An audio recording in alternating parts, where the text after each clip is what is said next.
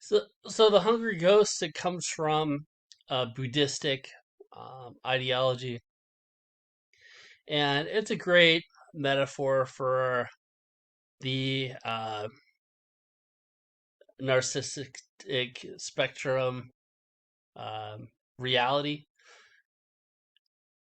because it's easy to think that, hey, they're getting all these benefits, they're earning and having all these kind of relationships. They're not winning really. There is an emptiness there, and to feel pity for them takes the shine off the experience, takes the domination away from your experience. If you've been in one of these relationships, but it's also, I mean, we don't want to feel so bad and try to heal that. You're gonna try to stay with this person. Um, Narcissism is a challenge to address, because most people are unaware of it, and the people that are aware of their pattern of behavior don't really want to change. So the question is really is how to stay away from this type of person, because it's easy to get sucked into that, and to be sucked into it is actually an indication of you needing to harden, firmen up a boundary. But think about it. Why do we say it's a hungry ghost? So the problem with narcissism as a lifestyle is it's hyper focused on control, but also importance. All right. So and then from another person, and that's the entire spectrum of the game of how they behave. And the problem is, like, on a fundamental level, any human needs more than that, and you shouldn't really be using people for absolute certainty and absolute importance. Um, anyway, I mean that is not a sustainable, like, win-win, pro growth, exponential growth type of relationship structure. Is self-destructive, and it's destructive for the other person immediately, but it's also destructive for the narcissist as well, in the medium and long term. But so when you think about it, okay, so if you're hyper fixated on control, now you have to you get into a relationship with somebody that you think you can control completely. And then, so now you have a sense of stability. There's a deep fundamental belief that I am only secure if I can control the other person entirely. And then you also are harvesting a sense of importance from that. So I, only feel a rush of importance if I have complete control of another person. Once that becomes, I mean, and that is the hyperfixation, right? They learn that really early on, found all kinds of strategies to get that done, and say you accomplish that, right? Okay, big deal, right?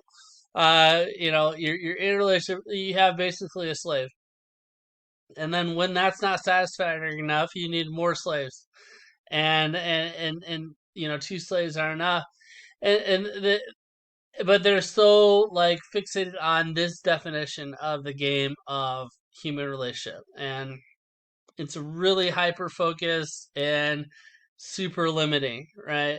I'm sure there's some kind of evolutionary advantage in the past where, yeah, there's probably value to be able to man management, but to be hyper fixated on that in and of itself, I mean, humans also need connection, right? So can you connect with somebody who's completely under your control and just doing whatever you're told that you tell them to do? Are they bringing their own perspective? So you want that connection. You want also growth, right? You want to be able to expand your horizons with somebody, but in order for them to in order for them to be able to give to you like that, they have to be able to be a little bit outside of your control. I mean, it's a limited hangout. Even depending on control of another person for stability, That is a false presupposition of itself. You should be dependent upon, your own internal state for stability. I'm comfortable with myself. Okay, now I'm comfortable with, being in connection with another person who has their own agency. Uh, and so it's inherently limiting. It's inherently a failed policy. But if it becomes ingrained into you in a long time at an early age, you can easily just get in that rut and not break it forever. Now, the reality of their reality. So, as anybody else in that perspective, you know that they're going to play win lose games with you, which turn into lose lose games. So you're not going to break people of this.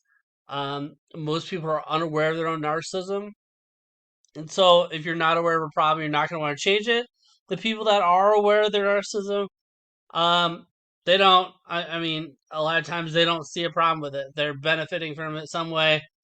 They don't feel like they need to change. So, if change is dependent upon awareness and desire to change, narcissism is not a good hill to die on as far as helping people. Um, the reality is, I mean, it has to work itself out, whether that be an amount of pain that is equivalent to whatever they've been through, um, previous to get them to that conditioning. That is it's a significant amount of pain. Or they have to, consume so much. Like at a certain point, like you get in that Hunger Ghost pattern, they have to consume so much that they have to just be sick of it and look for another approach. Um, so it's a challenge. It does get deeply ingrained in people.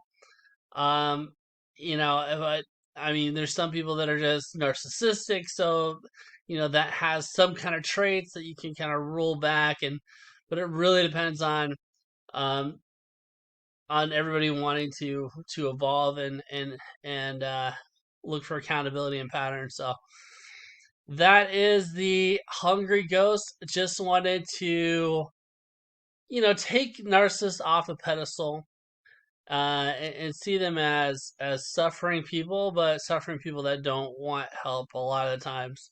So don't be hypnotized by it. Once you know, you go. Have a good one.